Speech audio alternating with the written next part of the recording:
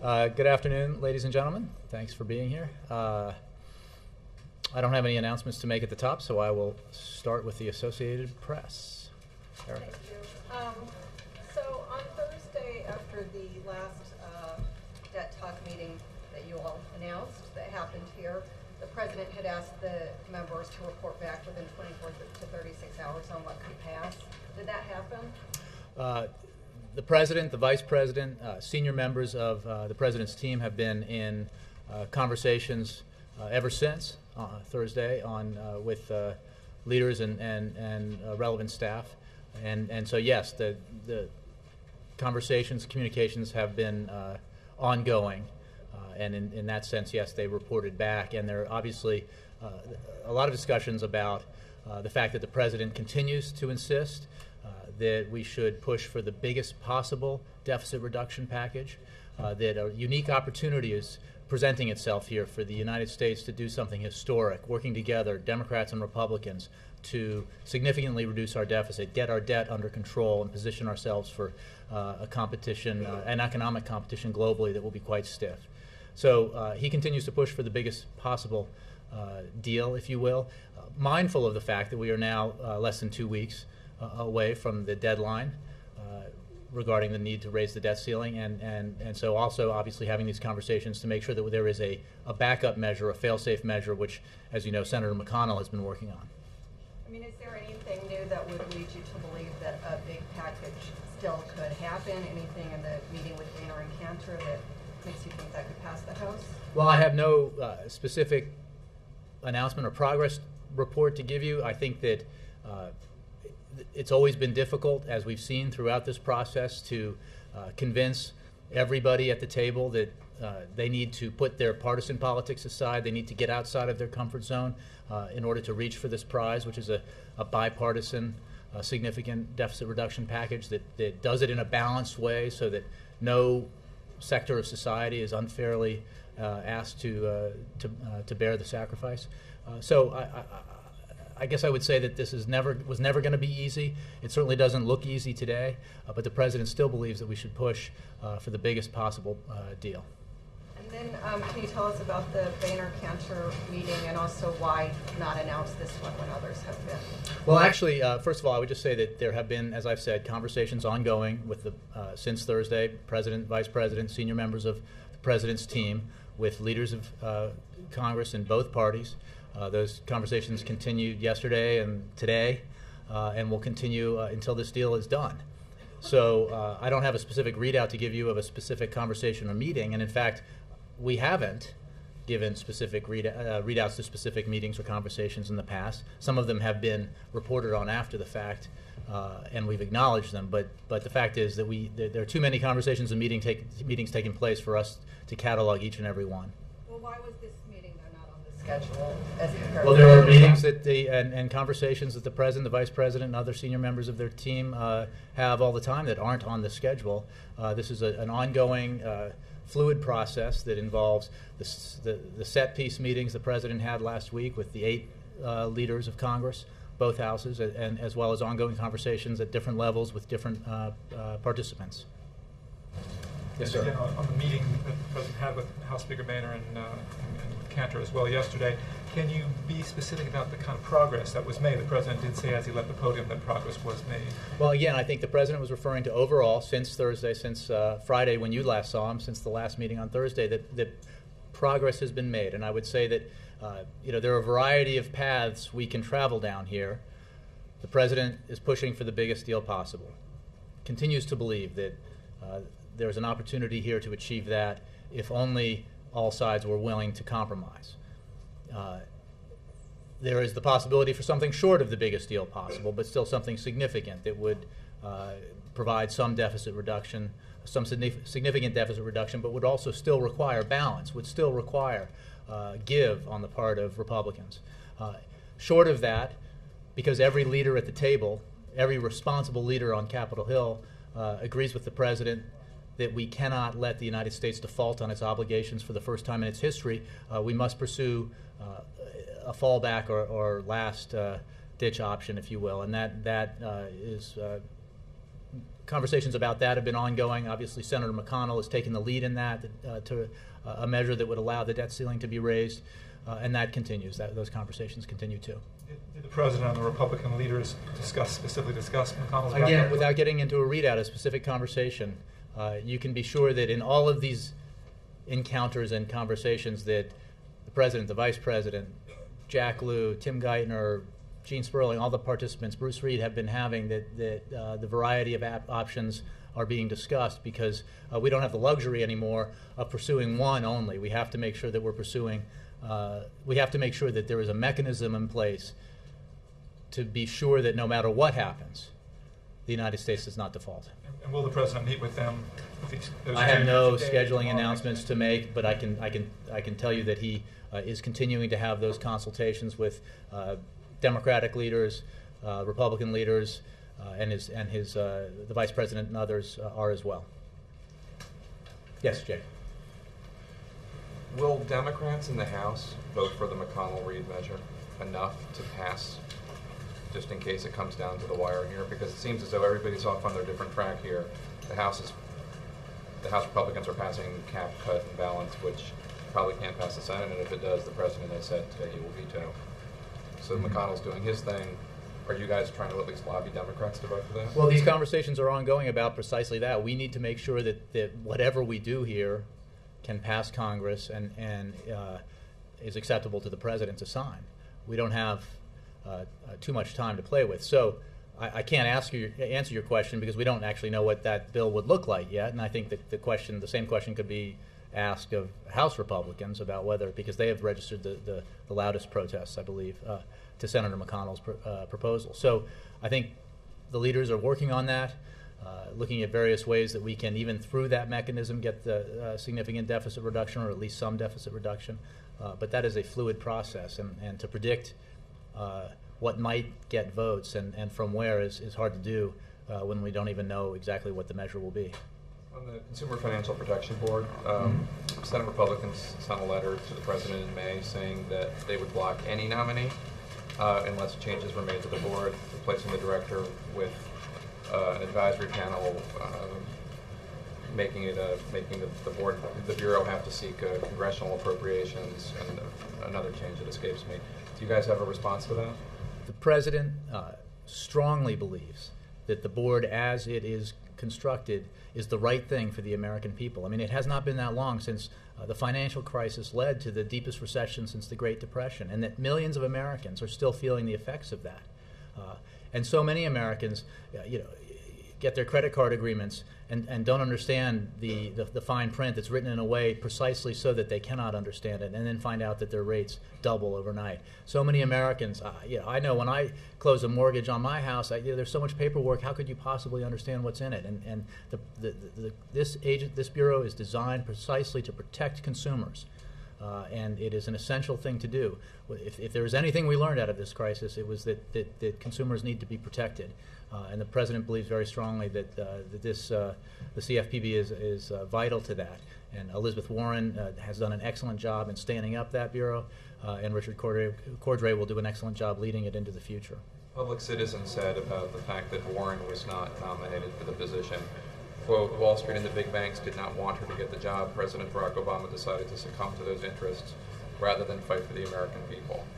Do you have a response? Well, first of all, the President established this bureau, and it was Elizabeth Warren's idea. The President asked Elizabeth Warren to stand up this agency, and she did an excellent job.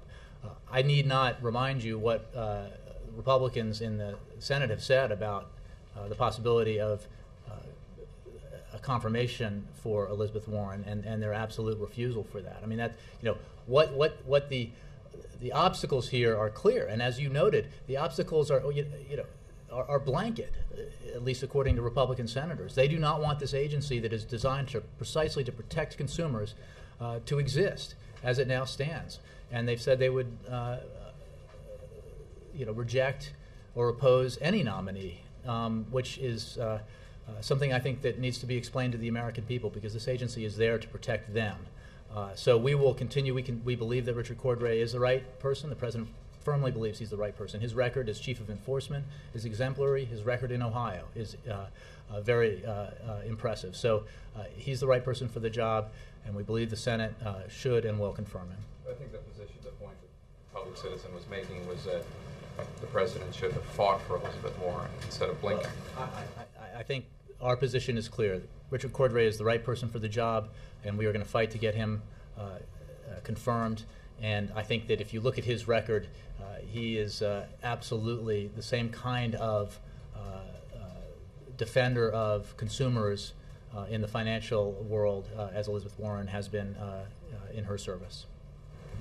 Yes, Dan, can I get to you? So just to bounce off of that, so did the White House conclude that there was no way that Elizabeth Warren could have been confirmed? I don't think. I mean, I would let Elizabeth Warren's words speak for themselves that, about the opposition to her, but that's not the point. The White House concluded, the president concluded, that Richard Cordray is the right person for the job going forward. His record at the CFPB is exemplary. His record in Ohio is well known to those in the field for its success. So he's the right person going forward. The president's appreciation for Elizabeth Warren is enormous.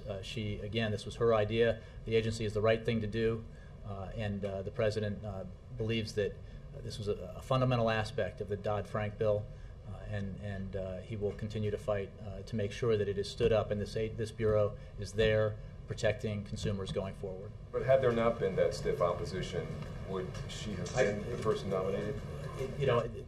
Hypotheticals are hard to answer. What I can tell you is the president appreciates what Elizabeth Warren has done. As an observation of fact, the kind of opposition she engendered is clear.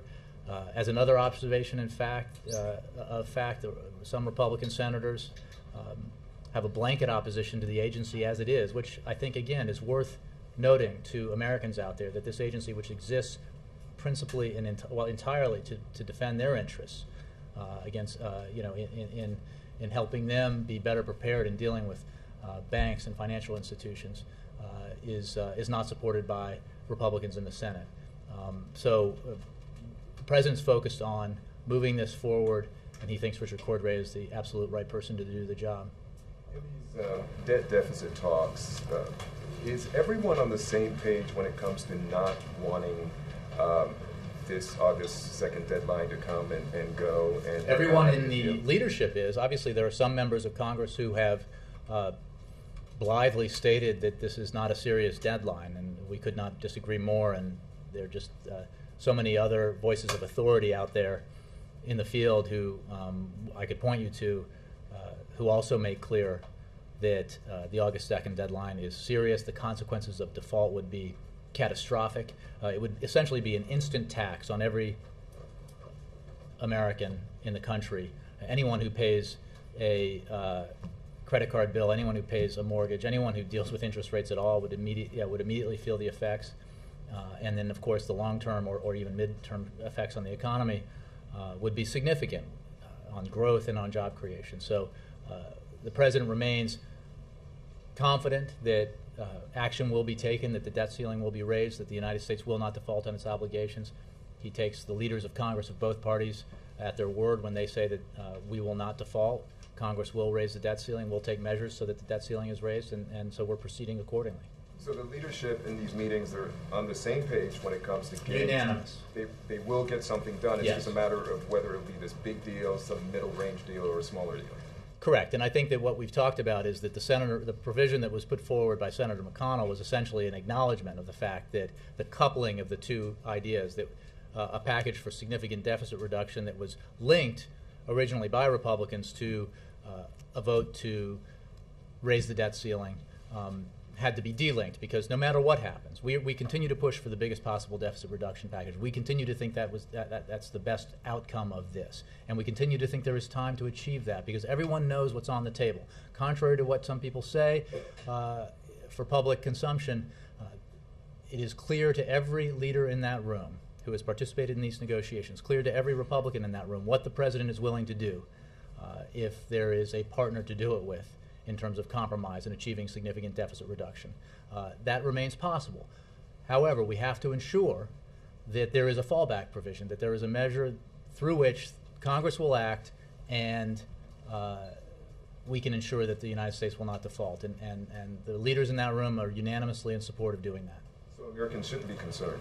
Well, I think Americans should not be concerned. We believe the debt ceiling will be raised. The United States will not default.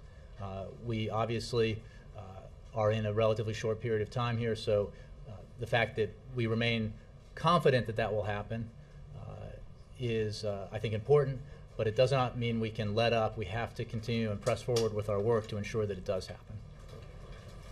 Nora, welcome. Thank you.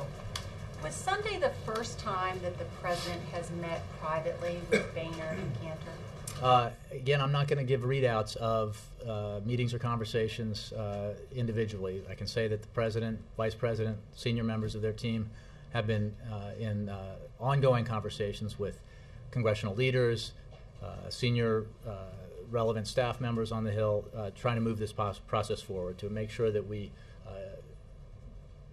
at the very least, do what's necessary to ensure the United States does not default, and hopefully do much more than that, which is to achieve significant deficit reduction. The President has had numerous meetings with all the leaders of Congress over these past many weeks. So do you expect that there'll be more of these smaller type meetings with the leadership that are not on the President's schedule? I can't anticipate what kinds of meetings or their makeup might be, or conversations, except that the conversations will continue. I don't have any scheduling announcements to make, but it's obviously a pretty fluid situation. The President had said over a week ago that they were going to meet every day until a deal is done. So does that still hold true? Well, again, describing these as conversations, whether they're meetings or phone calls, or and depending on who's involved in them, yes, there are meetings and conversations every day, and there will be every day until this is done.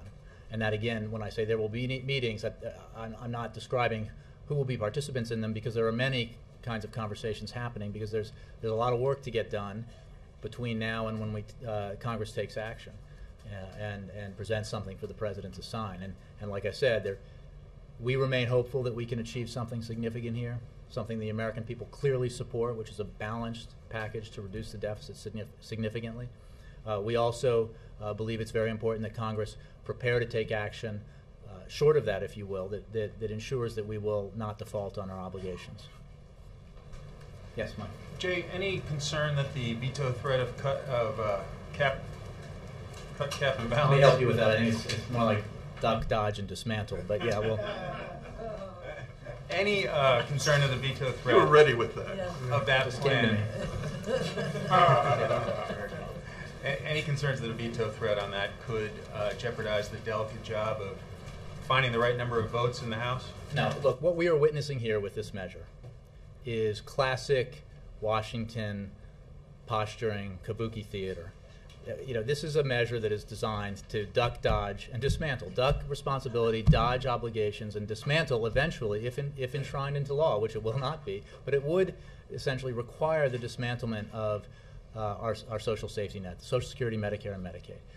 It would, at the very least, require the kinds of cuts that are required under the Ryan budget that emerged from the House Republicans, and it could essentially be worse, because it institutes the kind of across-the-board cuts by calling, it's very cleverly designed so that they can claim this isn't the case because it's very vague, but it requires the passage of a balanced budget amendment, all of which, under consideration in Congress right now, would require even more draconian cuts that are even more draconian than the ones that were in the Ryan budget. That includes 70% cut in clean energy, drastic cuts in education, for example, and then significant reductions or dismantling of Social Security and Medicare and Medicaid in terms of the balanced budget amendments. Obviously, Congressman Ryan's plan did not deal with Social Security, but to find the savings, the draconian savings that are called for in these measures, you would have to do that to these programs. And it's a dodge because, look, we don't need these kinds of measures.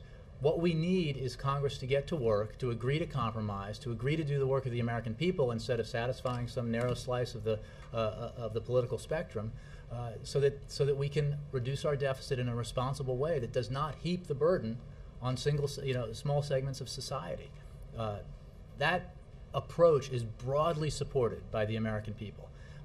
And the president, this is not something, like the president didn't announce he was for apple pie. This is not easy. The stuff that he has said, made clear he is willing to do, requires him to get outside of his comfort zone, requires Democrats to make tough choices that they would not otherwise want to have to make. But in the name of the bigger prize here, which is significant, sort of game-changing deficit reduction and game-changing legislation in terms of getting our debt under control, it is worth doing. And the president continues to believe that that's the right course, not sort of going through the motions of pretending you're for something that's never going to pass, and that, if you were honest with the American people, would do things that the people would absolutely never support. Is it the White House position that some of the votes that are going to take place in the early part of this week are show votes, if you will, and that ultimately perhaps the final plan will emerge later in the week? Well, I think that's a short way of saying what I just said. I think that yes, that because the president's made clear he would veto this measure, it's not at all clear it would ever emerge from Congress, that this is a distraction assembly. But work continues on the actual measures that have a chance for getting through both houses of Congress and have a chance for becoming law. And certainly on the measure that, the bottom line measure, which is one that would allow for the debt ceiling to be raised, the one created by Senator McConnell to raise the debt ceiling. At the very least, some variation of that needs to be in place so that the United States does not default on its obligations. Several weeks ago, senior officials here were suggesting that the 15th to the 22nd was kind of crunch time where something really needed to emerge as, or gel legislatively. Is it still the White House belief that Friday is pretty critical? Nothing has changed to suggest otherwise, and that's simply, again, walking back from the firm August 2nd deadline, taking into account what the time necessary that Congress, the time required that Congress tends to need to push legislation through and the process to move forward. So the 22nd is not a hard deadline. I mean, nothing happens on the 22nd, but we need to, this is an essential week. We need to continue to work collectively towards a resolution here. So this is very important this week. The President has said he wouldn't sign a short-term deal, and yet, given that the McConnell plan only allows him to increase the debt ceiling in increments, isn't that in essence a short-term deal, and is he revising his opinion? Well, again, I think you understand the distinction between the toll booth kind of short-term deal that was put forward that had to do with the linkage between the essentially, linking two things that are unrelated, which is raising the debt ceiling, and the dollar-for-dollar linkage in terms of deficit reduction that was put forward by Speaker Boehner.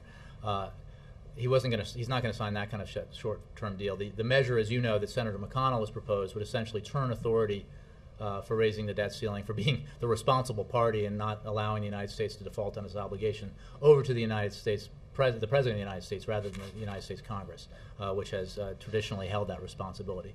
If necessary, it's not the preferred outcome, it's not the desired outcome, because it doesn't, at least by itself, do the things that are possible here in terms of significant deficit reduction. We would. That's better than allowing the United States to default on its obligations. Does he consider the McConnell plan, though, to be a short-term deal? Well, you're looking for semantics here. That, again, if you need to understand the distinction here, it is a short-term deal as written. It requires 2 or 3 different votes, but it's a wholly different kind of measure than the ones we were talking about when it's an up or down vote that requires congressional passage and deficit. In their eyes, concurrent deficit reduction measures that go along with raising the debt ceiling in short tranches into next year. This is different because, again, it turns the authority over to the president and requires Congress to override a veto. So they're different. Not the best outcome. I mean, what has happened in this town in the last few weeks is the perfect example, at one level, of what Americans hate about Washington, which is when the opportunity for bipartisan cooperation is clear, where both sides agree on what the problem is, both sides agree on what the size of the solution should be, and there is vast agreement, pretty much everywhere except for in some quarters on Capitol Hill, on what a balanced package should look like that has support overwhelmingly from a majority of Americans. If there were ever an opportunity here to do something big, it is now, and instead, there is the real possibility that this opportunity will be missed. Moody's has said that they don't think the debt ceiling is necessary. What's the administration's stance on that? You know, I saw that story. We don't have a stance right now. We don't have the time to litigate or hypothesize about, you know, something like that. The system as it exists is what we're dealing with now. We have a limited time frame within which to work and to get this done, and that's what we're focused on. And finally, one of the participants in the President's Education Roundtable with business leaders was Fred Humphreys, who's Microsoft's top lobbyists. Why isn't that a violation of the President's pledge to eliminate access and influence? Well, I think you know that, first of all, there were numerous participants in this meeting, and including Secretary Spellings, the Education Secretary from the George W. Bush administration, who also now does some lobbying. The President's promise was not to eliminate or prohibit lobbyists from entering the property, but to not give them special access. And again, this was a widely attended meeting from people of a variety of backgrounds and who are very much engaged in this particular issue. So, you know, no, the answer is no, it's not. Jared. You said Friday isn't a hard deadline, but do you think a deal will be in place by then? And if not, what do you think? How do you think markets will react to that? You're asking me to predict how markets will react, and if I were, I would advise you not to buy and sell accordingly. But again, it's not a hard deadline, but Congress, the administration, all of us working together need to move this ball down the field this week to make sure that by next week we know that there will be an outcome that at the very least ensures that the United States does not default on its obligations. And then another ratings agency, a much smaller one called Egan-Jones in Pennsylvania, over the weekend downgraded the U.S. debt. Now, obviously, they're not a Moody's or S&P, but what does the administration say to that? I wasn't aware of it. I mean, the overall news about ratings agencies would generate the same response, which is that we have to obviously do what the leaders of Congress have said they would do, which is work together with us to make sure we do not default. And on the Consumer Financial Protection Bureau nominee, would the administration make any changes to the Bureau to secure confirmation, such as possibly giving Congress the power over the Bureau's budget? The Bureau as it exists is the way it should exist, and I'm not, you know, the President believes that Richard Cordray is the right person for this job, that the committee and the Senate needs to act accordingly and confirm him so that this important Bureau continues the work it's already started to ensuring that American consumers get the kind of protection they so desperately need in dealing with their financial matters, and the kind of protection they lacked in the collapse that caused the greatest recession since the Great Depression. Yes, Mark. Jay, would July 22nd be the day on which President Obama would say, look, I'm not going to get a bigger deal, let's go with the McConnell fallback? I don't know that I can give you a day or an hour when a decision is made about what horse we're riding, if you will. We are pursuing several avenues right now, several options. As I think many of you have reported, the legislation being crafted by Senator McConnell, in his own words, is a last-ditch option. It's in our words, it's not the preferred outcome here, but obviously work is continuing on that to ensure that it is there and in place in a way that is acceptable to majorities of the House and the Senate and acceptable to the White House, so that we can be sure that action is taken in a timely fashion so that we do not, for the first time, default on our obligations. And when the President says, as he did in the Rose Garden a few minutes ago, that he doesn't want politics to stand in the way of an agreement, does he not draw a distinction between politics and principle on these matters? He does, and he believes that rightfully so, every party to these negotiations brings their principles to the table, and there is. But what is clear is that there is a way to reach a compromise where everyone is able to maintain their principles. And I would simply say that Ronald Reagan was able to do it. Bill Clinton was able to do it. Newt Gingrich, Tip O'Neill were able to do it. I certainly think that this president, I know this president is willing to do it and can do it and still maintain the principles that he thinks are vital. And I'm sure that the leaders in Congress can do the same. That's what the American people expect us to do. Juliana. So just to follow up on Mark's question, is it fair to say that around July 22nd, give or take a couple You guys of are days- awfully obsessed with deadlines. We didn't set the July 26th. Well, we didn't set. I have said so many times now that this was. I mean, I don't know how many times I can explain to you that nobody said there was an August 2nd deadline. The July 22nd idea emanated from a walking back in time from August 2nd as a rough estimate of the time you would need in Congress to allow for legislation to move through and become law. So there is not a deal by around that time, then is the assumption that it will be the fallback option. Again, why don't we wait and see how things look in a few days, or maybe even on Friday, before I make any announcements about. To do something significant. Again, I think the folks in Congress ultimately have to decide what they can do in what amount of time. What is clear is that this week we have to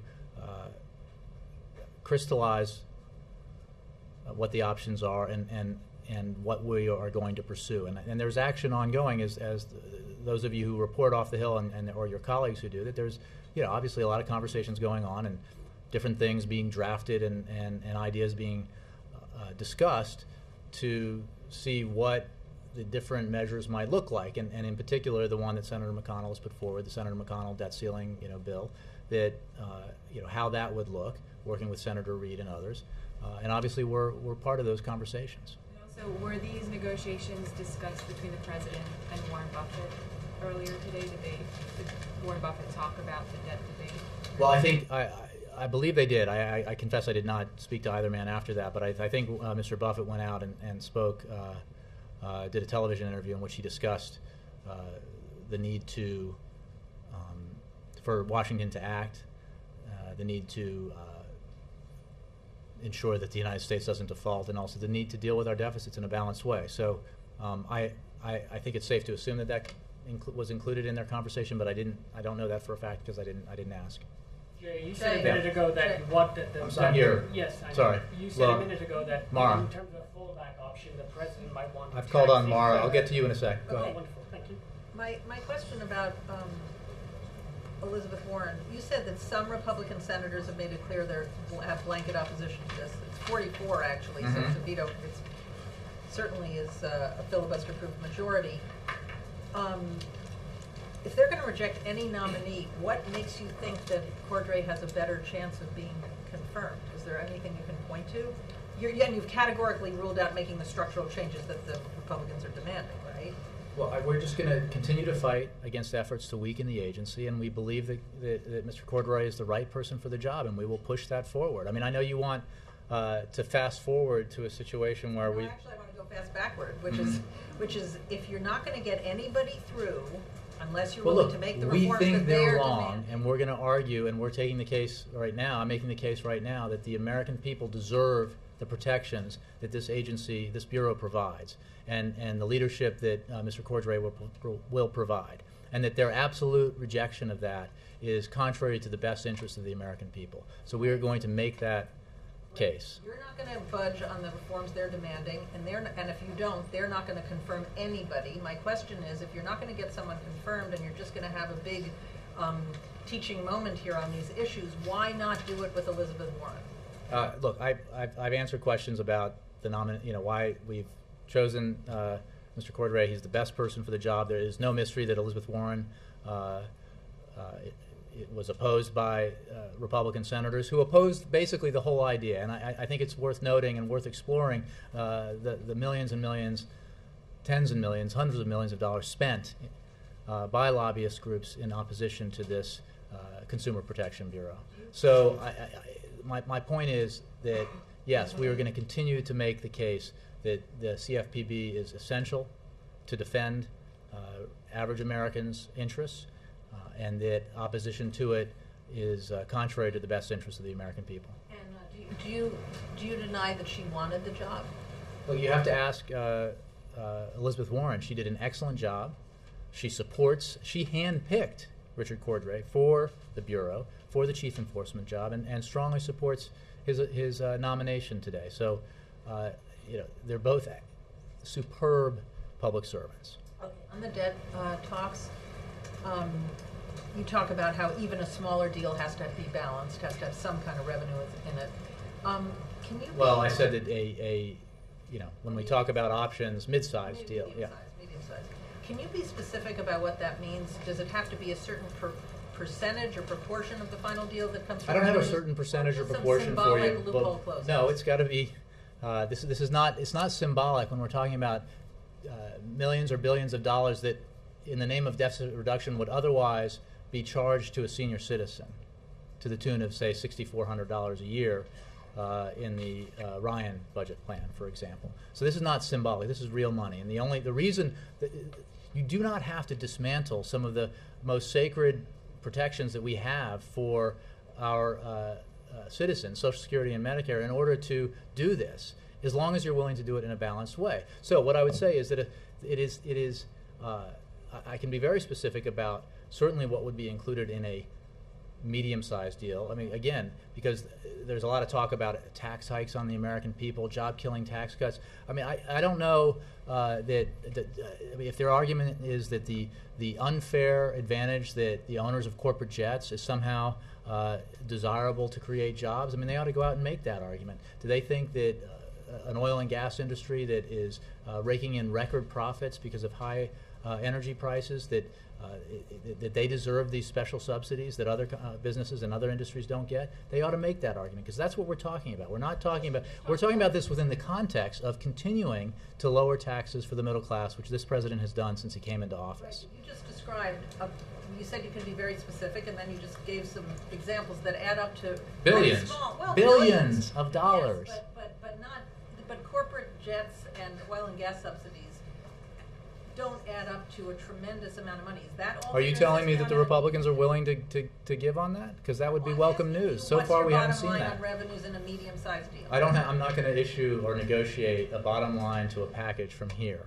What I'm saying is that if there is a willingness to compromise, that a mid-sized deal does not require, would allow for significant deficit reduction, and does not require major concessions from either side.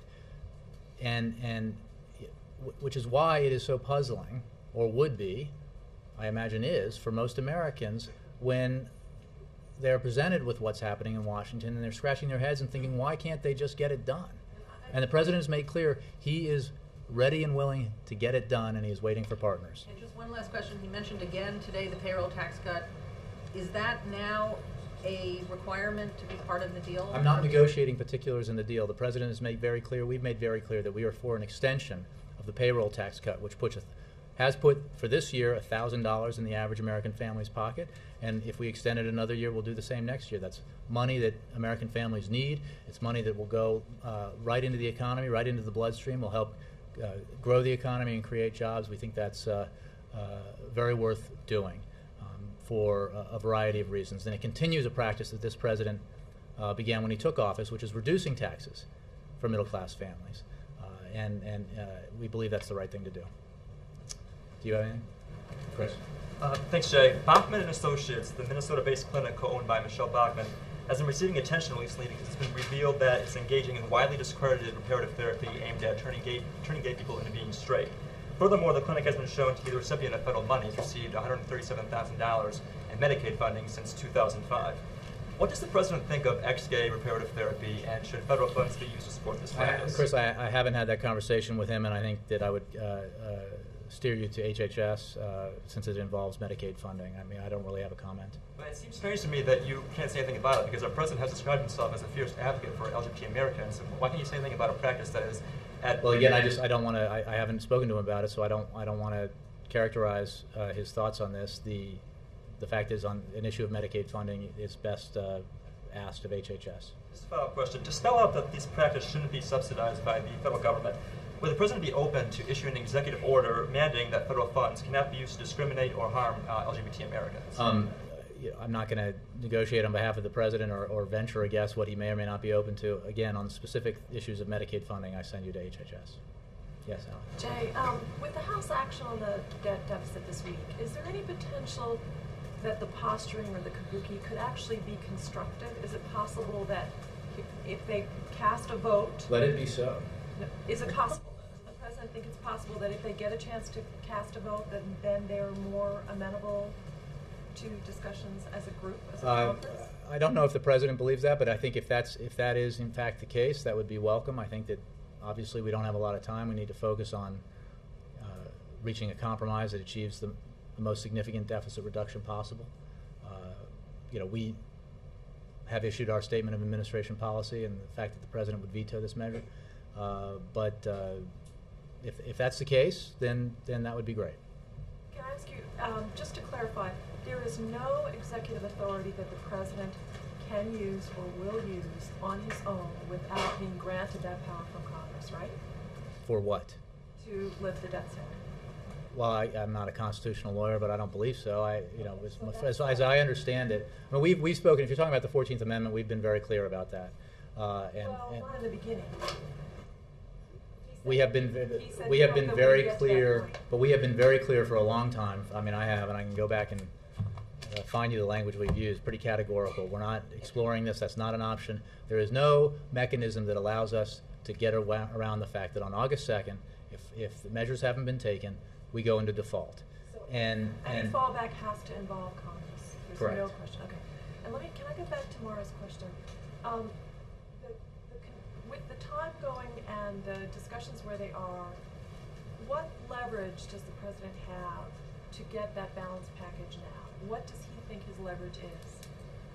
I think the American people, pretty good leverage. The fact that they overwhelmingly support a balanced approach, that even majorities of Republicans support a balanced approach, that voices from all over the Republican Party, even a handful who are actually elected members of the Republican Party, have now said that they support a balanced approach. It's the right thing to do. It's a deal that's right on the table to be had. The particulars are well known to the participants in the room. What the President is willing to do is well known to the leaders of Congress of both parties, and what is required of them is well known as well. If you want significant deficit reduction, the kind that was supposed to be the goal, it's right there for the taking if you're willing to compromise in a way that the American people overwhelmingly want their elected officials to compromise. So that would be the leverage. Usually, popular opinion has some effect in Washington. Let it be so again in the coming days. However, what is absolutely uncontested and uncontestable is that we have to take measures to ensure we don't default. So we are pursuing that track and understand that, as the President said, if Congress, as is its wont, does not act, at least let's take measures to avoid Armageddon. So we are making sure that those avenues are being explored. Ann. Why did the President meet with the Warren Buffett group? Is he signing the pledge to devote much of his wealth to charitable concerns? I think we have some information on that. Why did he meet with them? Because he thinks that what they're doing is extraordinarily noble and good. Let me see what I have here on that. He's met with them before. Is he offering to He received an update on the Giving Pledge, which invites the wealthiest individuals and families to give the majority of their wealth to philanthropy, and discuss the ways in which private philanthropy can help address our nation's greatest challenges. As you noted, Warren Buffett, Bill and Melinda Gates, and others who have taken the pledge were participants in that meeting. I have nothing else. Yeah. Jay, do you know if the President sought spiritual advice from the Dalai Lama when they met over the weekend? I think we gave a readout of that meeting. I think it was the meeting the likes of which he and other presidents have had with the Dalai Lama, who is an important religious and cultural leader, but not that I'm aware of. Did they meet in the Oval Office, by the way? I'm not sure. No. Let me see. I have something on this.